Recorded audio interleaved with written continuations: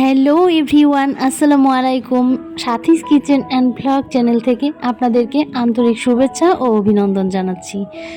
সবাই কেমন আছেন বন্ধুরা? আলহামদুলিল্লাহ, আমরা ভালো আছি।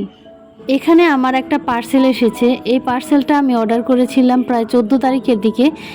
এটা চলে এসেছে 15 তারিখে। 16ই মে সোহার বাবার বার্থডে, তো সেই উপলক্ষে একটা গিফট দিব ভাবছিলাম। তো সোহার বাবা অনেক দিন যাবতই একটা শখ ছিল কাঁসার প্লেটের, তো ভাবলাম যে এবার বার্থডেতে সোহার বাবাকে কাঁসার প্লেটই গিফট করব। তো যেই কথা সেই কাজ, এরপরে আমি প্লেটটা অর্ডার করলাম। ভাবতেই পারিনি যে এত দ্রুত পেয়ে যাব। এই পেজের যে আপুটা উনি খুবই আন্তরিক ছিল, যার কারণে হয়তো খুব দ্রুত পেয়ে গেছি। হয়তো আপু আমার ভিডিওটা দেখছে, তো আপুকে আমি আন্তরিকভাবে ধন্যবাদ জানাচ্ছি। পুরা মে মাস জুড়ে আমার ঘরে উৎসব আর উৎসব। এর কারণ হচ্ছে মে মাসে আমার ঘরে 3টা অকেশন আছে।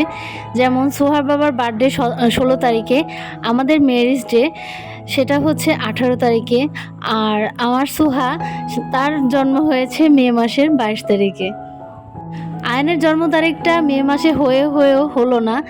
অ্যাক্সিডেন্টলি আয়নের জন্ম তারিখটা হয়েছে এপ্রিলের 24 তারিখে। বিষয়টা দারুণ মজার না? প্লেটটার পেছনে সোহার বাবার নাম খোদাই করে লিখিয়ে নিয়েছি, যাতে করে আজীবন এই নামটা থেকে যায়।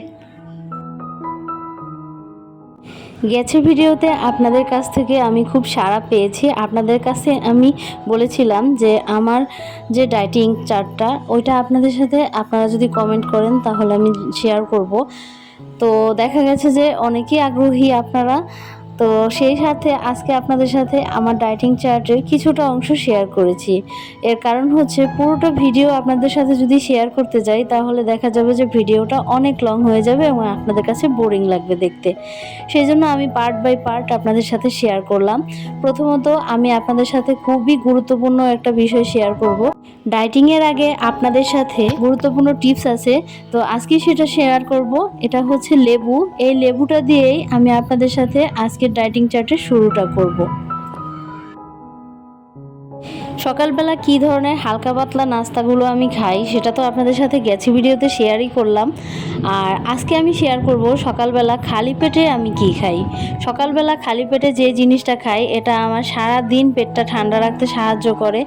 এছাড়া পেটের গ্যাস, হজমের সমস্যা এবং পেটের বিভিন্ন সমস্যা দূর করতে এই রেমেডিটা খুবই কাজে আসে। আর সবচেয়ে গুরুত্বপূর্ণ বিষয় হলো এই উপায়ে কিন্তু ওজনটা খুব দ্রুত কমিয়ে ফেলা যায়।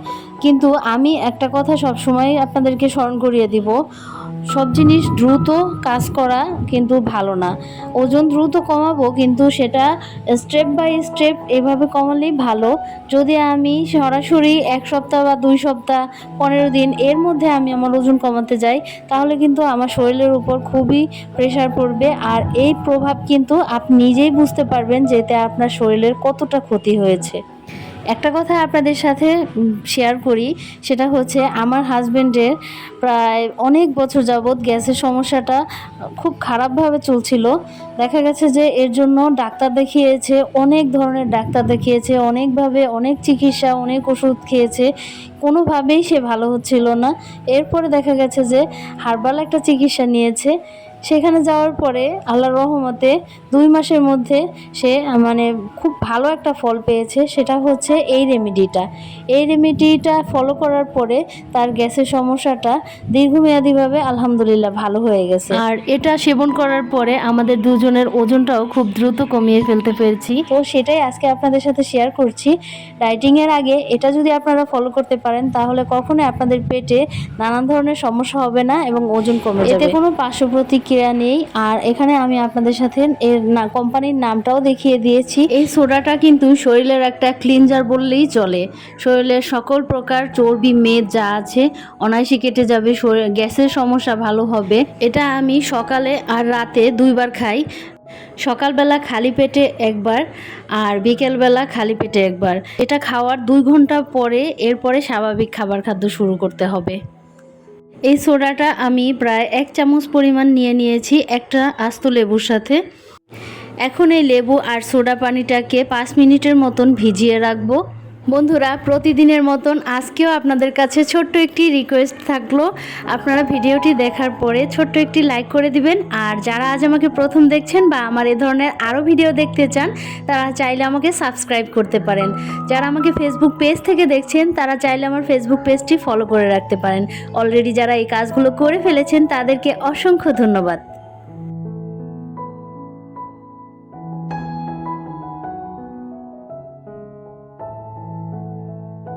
ফিরে এলাম 5 মিনিট পরে। তো যখন এই বাবলগুলো একদম নিচে নেমে গেছে, এখন এই পর্যায়ে আমি এর মধ্যে কিছুটা পরিমাণ পানি দিয়ে দিচ্ছি। আর এখন এই পানিটাকেই সোডা আর লেমনের সাথে গুলিয়ে নিচ্ছি। আর এখন এই পানিটাকেই আমি খাবো। সোডা আর লেমন পানি এই দুইটা খাওয়ার পরে এর 2 ঘন্টা পরে আমি সকালে নাস্তাটা করে নিচ্ছি। আজকে সকালে নাস্তা হিসাবে আমি খাচ্ছি 2টা ডিম আর 2টা শসা। এটাই আমার সকালের খাবার। আর এরপরে যদি আমার অতিরিক্ত ক্ষুধা লাগে, তখন আমি 11টার দিকে 1 প্যাকেট লেক্সাস বিস্কিট খাবো আর এর সাথে খাচ্ছি গ্রিন টি। আসলে আপনাদের অনেক রিকোয়েস্ট থাকার জন্য আমি আপনাদের সাথে শর্ট করে আমার এই ডায়েটিংয়ের চার্টটা শেয়ার করছি। আমি ইনশাল্লাহ কথা দিচ্ছি, সামনের ভিডিওতে আপনাদের সাথে সুন্দর রুলস অনুযায়ী একটা ডায়েটিংয়ের চার্ট দিয়ে দিব, যাতে করে আপনাদের সুন্দর এবং সহজ হয়। এটা হচ্ছে আমার দুপুরের খাবার। দুপুরবেলা আমি ভাত খাবই না, এই খাবারটা খেয়েই থাকবো। এরপরে যদি আমার ক্ষুধা লাগে, তখন আমি শসা খাবো। যেহেতু আমি এর আগে আপনাদের সাথে কথা দিয়েছি আমার কিচেন রুমের মেডশিপটা দেখাবো, সেজন্য আজকের ভিডিওটাতে আমি মেডশিপটাই দেখালাম। ইনশাল্লাহ সামনের ভিডিওতে ডায়েট চার্টটা নিয়ে আসব খুব দ্রুত।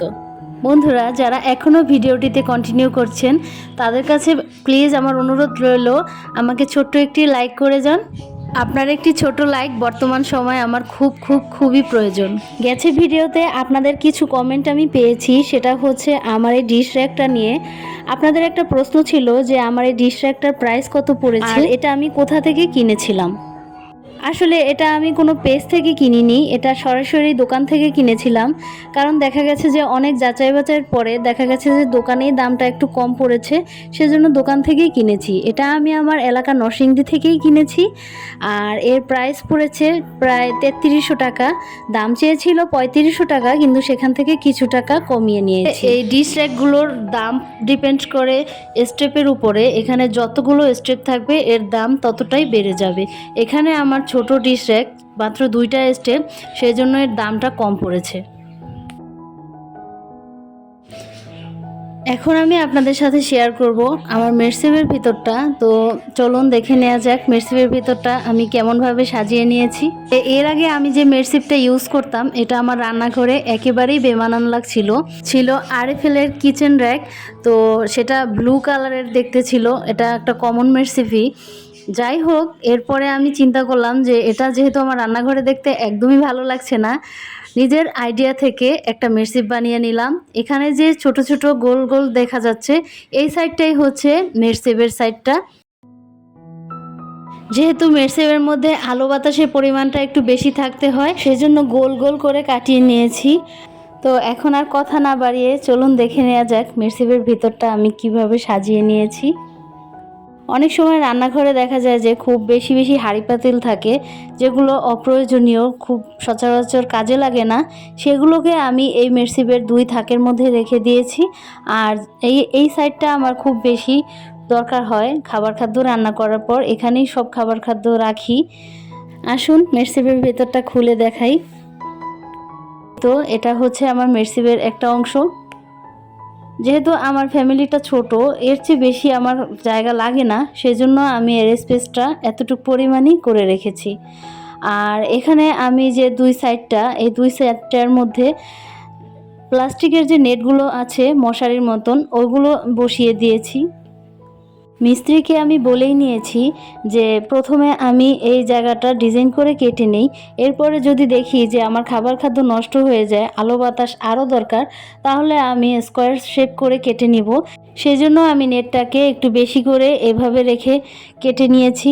তো দেখা গেছে যে এই পর্যন্ত খাবার খাদ্য নষ্ট হয় নাই, কারণ অনেক সময় দেখা যায় সকাল সকাল রান্না করা হয়, সেজন্য এমনিতেও আমার খাবারগুলো ফ্রিজেই রাখতে হয়। সকাল আর দুপুরের খাবার খাওয়ার পরে এরপরে যদি কিছু অংশ থেকে যায়, সেটা কিন্তু আমি ফ্রিজে রেখে দিই। তো এখানে আমার খাবার খাদ্য নষ্ট হওয়ার কোনো সুযোগই নেই। এরপরও যদি খাবার খাদ্য নষ্ট হওয়ার সম্ভাবনা থাকে দেখি, তাহলে আমি এইভাবে স্কোয়ার শেপ করে কেটে নিব। তো ভাবছি যে যদি আমি স্কোয়ার শেপ করে কাটি তখন কিন্তু দেখতে আবার খুব বেশি একটা ভালো লাগবে না, তখন আবার সেই মেরসিপই লাগবে দেখতে। সেজন্য আমি আমার মতন করেই কেটে নিলাম। দেখা যাক, খাবার কখনো নষ্ট হবে না আশা করি, ওই যে বললাম। তো যাই হোক, এখন আমি আমার আরেকটা স্টেপ দেখাচ্ছি। এখানে আমি কি রাখলাম, এখানে আমার কিছু বাড়তি ঝুড়ি আছে যেগুলো আমি ব্যবহার করা হয় কম, আর সবসময় যেগুলো ব্যবহার করি সেগুলো হাতের কাছেই রাখি। কিছু উঠানো পাতিল আছে, যেগুলো ব্যবহার করা হয় কম, সেগুলোকেই এখানে রেখে দিয়েছি। আর সবসময় যেগুলো ব্যবহার করি সেগুলো আমার হাতের কাছেই থাকে। এই ধরনের মেরসিপগুলো কিন্তু রান্নাঘরের জন্য খুবই উপযোগী। দেখা যায় যে রান্নাঘরের অর্ধেক বাড়তি জিনিসই কিন্তু এই মেরসিপের মধ্যে রেখে কমিয়ে ফেলা যায়। আর এর খরচটা ওই আরএফএল রিগেলের মেরসিপের চেয়ে একটু বেশি হলেও খুব বেশি একটা না। সেজন্য আমি এই মেরসিপটাকেই চয়েস করলাম। দেখা যাবে যে আরএফএল রিগেলের মেরসিপ আমি যাই করি না কেন, সেই 3-4 বছর পরে আবার সেই জং পড়বে। সেজন্য আমি এইভাবেই এই মেরসিপ বানিয়ে নিলাম। এটা আশা করি অনেক বছরই কাটবে। তো এইভাবেই আমার মেরসিপের ভিতরটাকে সাজিয়ে নিয়েছি। আর 2টা পার্ট আমি হাঁড়ি পাতিল রাখার কাজে ব্যবহার করছি। উপরে একটা ওভেন দিতে পেরেছি এবং পাশে একটা কফি কর্নার আছে। কফি কর্নারের যে সেলফটা আমি বানিয়েছি সেটাও কিন্তু এই মেরসিপের সাথেই একসাথে বানিয়ে নিয়েছি, সেট মিলিয়ে। ভিডিওটি কেমন লেগেছে অবশ্যই কমেন্টের মাধ্যমে জানাবেন। আপনারা যদি আমাকে কমেন্ট করেন আমার কাছে খুবই ভালো লাগে। আর আমি কিন্তু চেষ্টা করি আপনাদের কমেন্টের উত্তর দেওয়ার জন্য। অবশ্যই কারো কোনো কিছু জানার থাকলে অবশ্যই কমেন্ট করবেন। প্রিয় বন্ধুরা, আমার পাশে থাকবেন। সামনে আপনাদের সাথে আরও সুন্দর সুন্দর ভিডিও নিয়ে হাজির হব। সেই শুভকামনায় আপনাদের কাছে আজকে এ পর্যন্তই। দেখা হচ্ছে সামনের নতুন কোনো ভিডিওতে। সবার সুস্বাস্থ্য কামনায় আজ আমি আপনাদের কাছ থেকে এখানেই বিদায় নিচ্ছি। সবাই ভালো থাকবেন, সুস্থ থাকবেন। আল্লাহ হাফিজ। আসসালামু আলাইকুম।